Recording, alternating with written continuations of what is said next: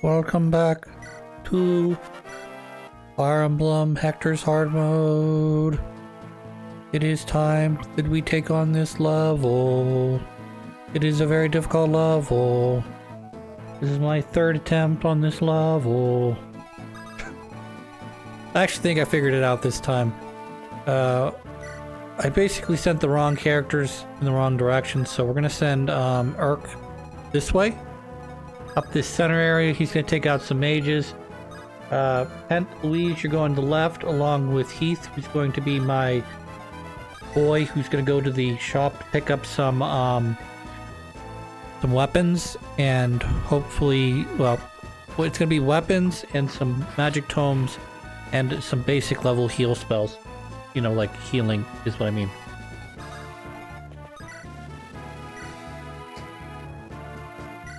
We should be able to do this without much trouble. Pent is much stronger than Louise in terms of this level. Our good buddy Oswald, who I, in addition to the Lords, had to make an exception for because I'm not sure I could do a Hector's Heart campaign without Oswald, but I would need some other crutch. I would need Canis or Raven or at least one of the other Pegasus Knights in order to make up for the fact that Oswin is a defensive monster. He's got defense, he's got resistance, he's got HP. Doesn't have a ton of resistance, mind you, but he's got enough to keep him chugging along versus some of my companions, like, I don't know, Lynn, who doesn't have, I don't think she's quite broken, or she's about to break the 10 resistance mark, whereas I believe Oswin, even though he's not at 20 yet, is already around 15 resistance or so.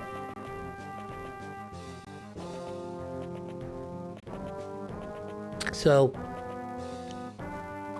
the plan here is we're going to use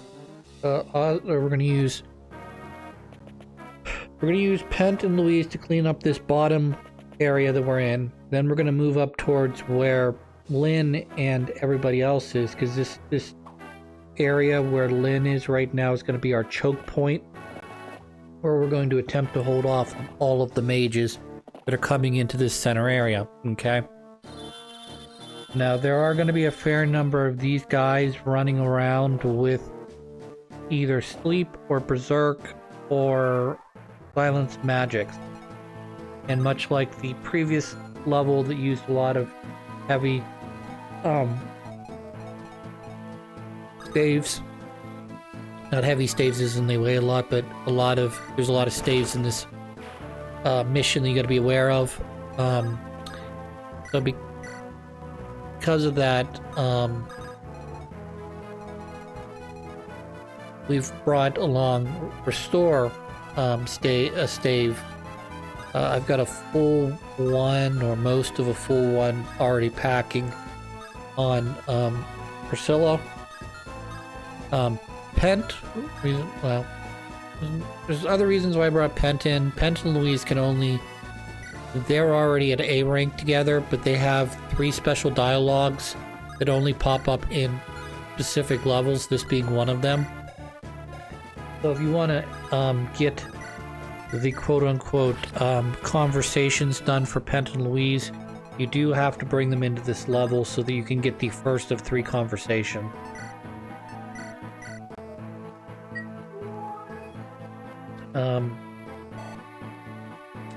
Priscilla's excellent in Hector's Hard Mode because she does possess the ability to she is on a horse, so she is able to move faster and farther than Priscilla. We also have equipped her and Pent, who has high stave use, like a B or an A rank stave use, with Psychic, so I'll be able to, if need be, heal them long range, though we're planning on keeping everybody right around where Elowood, Hector, Oswin are, I'm going to bring Urk up and around. His job is to come, well, obviously defeat these guys, but then he's going to come around from behind and hit them with a it's not really going to be a rear attack, but it's going to be sort of like a pincer move where I'm going to be attacking with my main army. It's going to hold the line here between these choke points, and then the plan is to bring Urk up and around behind and start basically pincering the mages in between those two. Now, there are a lot of very dangerous enemies on this board, and there are a couple enemies you have to watch out for. As you may have seen in that upper left-hand corner, there is a single,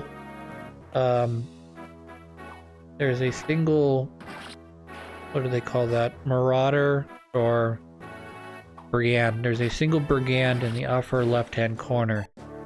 He is making his way slowly down to the one village to the left. Is another reason I brought Heath in. You can defeat the one brigand in this level. There is not a second one or third or fifth one that pops up. So once he is dead, you do not have to worry about that village getting blown up anymore. But it will take we'll either take an aggressive stance here, or more than likely it's going to take a flyer. If you don't have a flyer to take care of this, that berserk staff is very dangerous. I think there's two of them on the board. There are two characters running berserk staffs. There's definitely two that run sleep staves. There's definitely one, at least one that runs a silent staff. You know, so these are definitely things you got to watch out for on this. Again, her job is to run back and forth. She's got excellent resistance, so if for some reason she ends up on the front line, she doesn't really have too much to worry about in terms of, oh no, guys are attacking her, because she won't deal enough physical damage, but she won't take magical damage is what I'm trying to say. She won't take a lot of magical damage because she has resistance, but you're not really running into any physical users either on this board, except with the exception of those a couple characters. There's two heroes on this board you got to be aware of, along with well, later on we're going to run into just like in Hector's normal mode and Elowood's modes, we're going to run into Vida. She's going to bring a series of Wyvern Riders. There's going to be only one Wyvern Lord. It's going to be her. And we're going to recruit her this time instead of kill her. Mainly because I thought you had to recruit her with Heath. And she apparently does not talk to Heath at all in this mission. They're a little weird, but I guess I understand how not all Wyvern Riders know each other, okay? Just because my Pegasus Knights all happen to be sisters doesn't mean every Wyvern Rider knows each other. So basically, the reason why Vida joins you in this mission, even though she's kind of a bitch, is that overall she is fully loyal to the House of Burn / the Prince. And the fact that the Black Fang, which she wanted to kind of be a part of, I guess, or something to that degree, that was secondary to her being a Wyvern Lord or Wyvern Rider of Burn. And when they attempted to murder the Prince, that of course made her more on your side, is I guess how I should put it. Not really on your side so much as that wasn't the plan, guys. You betrayed me. In their own regard, I mean, the Black Fang, at least under Sonya, live by a code where if you do not succeed in your mission, you might as well just kill yourself because you're worthless. Which I kind of get, you know what I mean? It's the whole cowardice thing. You know, the old, you know, I heard, you know, my son died Well, did he die? Did he die with an arrow in his back? Was the question Father asked. I.e., was he running away when he died, or was he fighting like a man? You know, and he died in combat.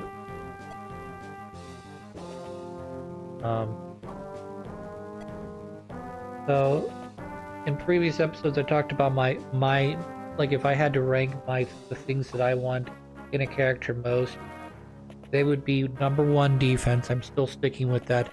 Number 2 is evasion. Still evasion, because in this particular mission we have a lot of it's heavy mage use. So while defense does not cover you on resistance, the ability to evade will always trump resistance in my book. And you'll say, well, what about, well, why don't you say, you know, well, evasion's number 1 and number 2 and is defense, 3 is resistance. Well, this is a very, very, very exceptional, i.e., this level is the exception to the rule in Fire Emblem 7. This is the most mage-heavy level I have ever seen in a Fire Emblem level. If you play Elowood, I don't know if Elowood's normal's like this. I don't think it is. Or Elowood's hard, I mean, is like this. I don't think it is. I think it's more balanced between mage and physical user. Obviously, Elowood's normal, Hector's normal. All of these guys are just physical users. So again, this need for resistance is important, particularly in this level where everybody is attacking. Their attack is magic, so it's going against your resistance stat, not your defense stat. But aside from a couple characters, I mean, I'm not having trouble. I mean, you just watched attack bounce off of Elowood. I mean, obviously I don't. Hector's going to be an exception to this rule because he's not classed up at this point, because it is his mode. But, you know, I mean, look at Oswald. I mean, he's getting doubled in some cases, but he's only taking a little bit of damage in comparison to his total health pool. Okay? So, I don't know. We're going to kill this guy off. We're going to keep moving. We're going to keep healing. And so long as, you know, my characters don't take a ton of damage and they're able to evade, or what's the other thing? Or they don't double, you know, we'll be okay. Because, you know, one of the things I wanted to say, at least when I was playing this through the first and second time, was, boy, I really wish I had more javelins, more throwing axes. This would have made this level so much easier. But then I thought to myself, yes, it would make it easier because you'd be plowing through rows of enemies quicker, but there'd probably be a much higher chance that you would cause a situation where instead of you fighting 3 guys that throw magic, you're fighting 10 guys that throw magic, and they slowly whittle you down because basically you can attack them at 1 or 2. You know, 1 in front or 2 in front of you. So that basically defeats any sort of quote-unquote advantage that a mage has. So you just end up mowing them down. So you can get ahead of schedule, i.e. further up the road towards the boss. But you're also likely to get yourself in a situation where, you know, the computer figured out it can kill you thing. And it'll just basically run 5 or 6 guys right into you, not caring that they're essentially sacrificing their life. They're just doing it in order to get you, you know, to do enough damage. So that slowly but surely, you know, your character ends up with 0 HP. I think we're gonna see a little bit of that here, because what's gonna happen is we're gonna have mages, whether they be shaman or the Valkyrie or whatever, they're gonna come in and they're going to initially try to hit my characters at range, and when they can no longer hit at range, they will then try to come in at the 1 position and fight your characters like face to face, which is not advantageous at all for them. But that could be where we run into some issues. But again, I'm gonna have Erk here. His job is to basically continue to fight, and we're gonna do, like I said, try and do a pincer move around this mountain, where he is taking the brunt of the damage because he's gonna have high resistance. He's gonna have high magic attack. Is he gonna do a ton of damage to magic users? No. Is he gonna do consistent damage to magic users? Yes. Is he going to take very little damage, if any? Yes. He's going to be our MVP.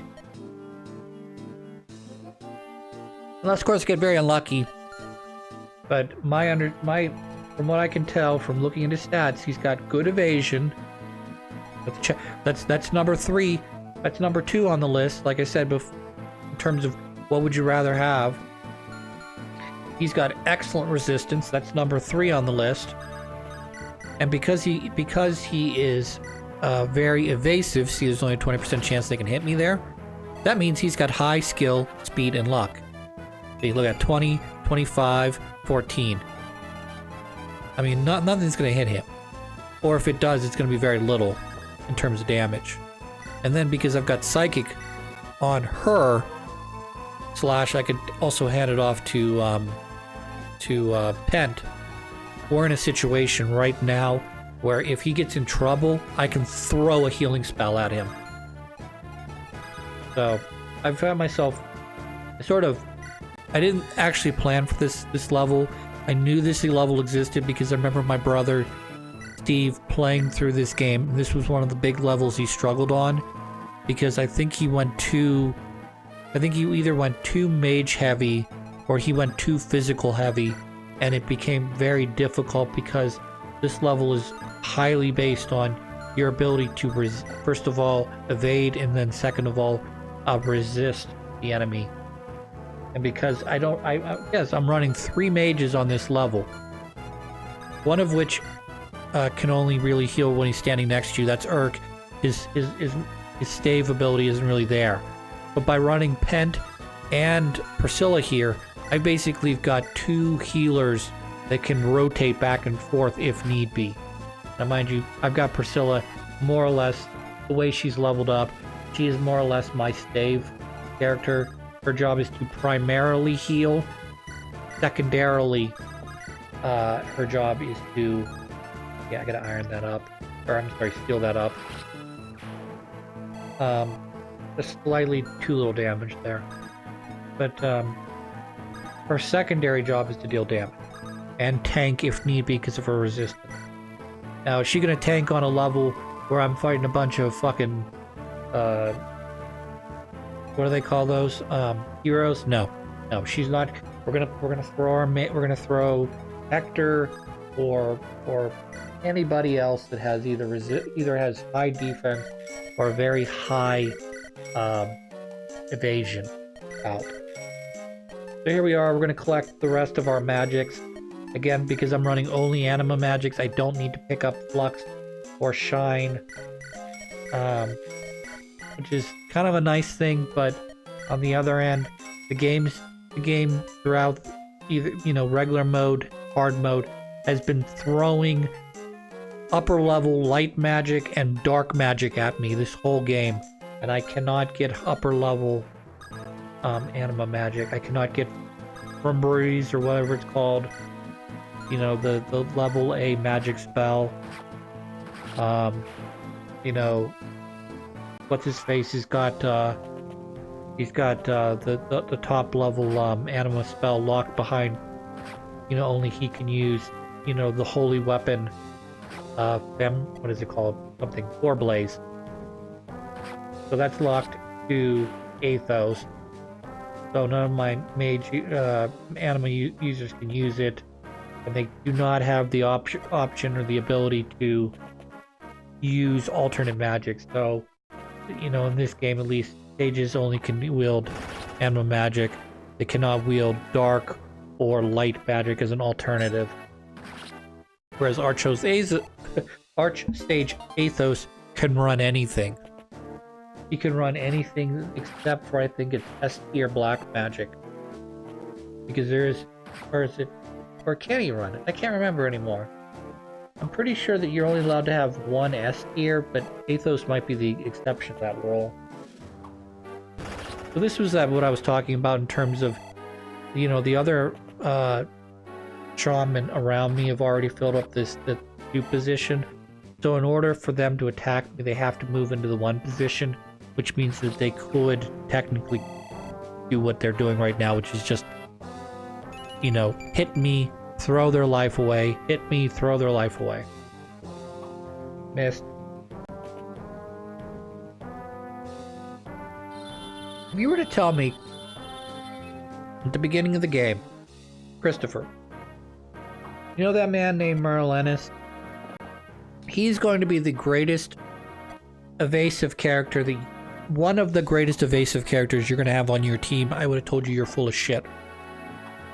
Because I'm used to, you know, Merlinus just sort of sitting in one spot, and you got to protect him, make sure he doesn't get killed or whatever. But once he gets some wheels and you're able to move him into position, he can just fucking be like, hey dude, you want to throw a bolting spell at me? I don't mind, I'll evade it. Or if I do get hit, you only hit me once, and I'll fucking tank that shit, and we'll heal on the next turn. So plan here, buy lots of swords, buy lots of lances, buy lots of iron axes. I'm gonna buy a couple silver things like silver lances, silver axes, silver swords, 2 iron bows, and a silver bow just for the people who can use bows. Lynn slash one of the what is it, warriors? Whatever a classed up axe user's called. I want to call them hunters for some reason. Anyways, so now that I've got enough room here, I'm gonna come over here, we're gonna block that. The brigand's gonna come and clash against me. I will murder him because I am well above his level. So yeah, that'll be fun. Because I've been buying stuff and sending it back to Merlinus, this stuff's now available for them to pick out of his cart. And yeah, that'll help me. That'll help keep some physic stave alive. Restore is what it is. I can't really do anything about that. I mean, I'm gonna use what I'm gonna use, and I'm not gonna use what I'm not gonna use. I may hit a situation where I run out. I don't know. And I don't know if I'll be able to rebuy another one in a secret shop, upcoming secret shop, or if we're essentially at the end of the game where there is no more secret shops, but we'll see.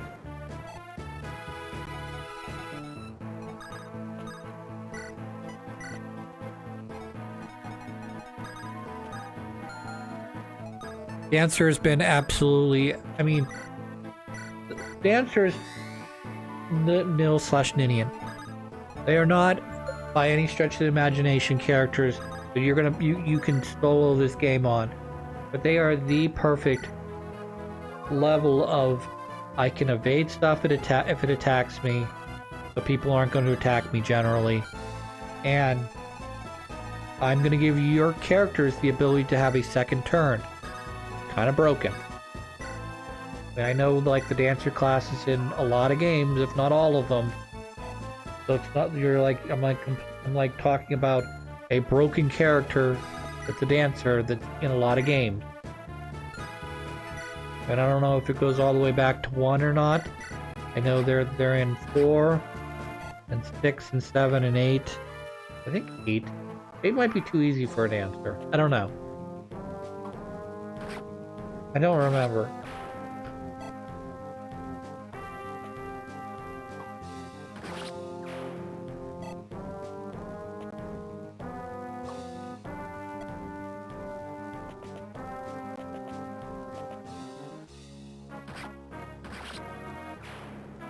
I'm not sure who my bigger bigger MVP in this level was. It's going to be one of 3 characters I can easily tell. Either going to be Oswin, it's going to be Heath, because he's just evading everything, or it's going to be Elwood. One of these three is going to be my go-to.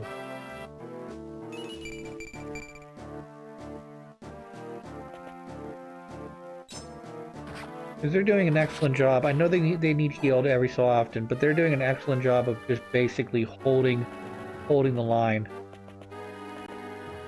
Now I know they just put Urk to sleep.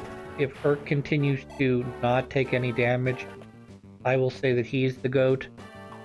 As of right now, he has not taken any. He's sleep evading people right now. There's nothing more awesome than being dead asleep for 5 turns and evading every attack.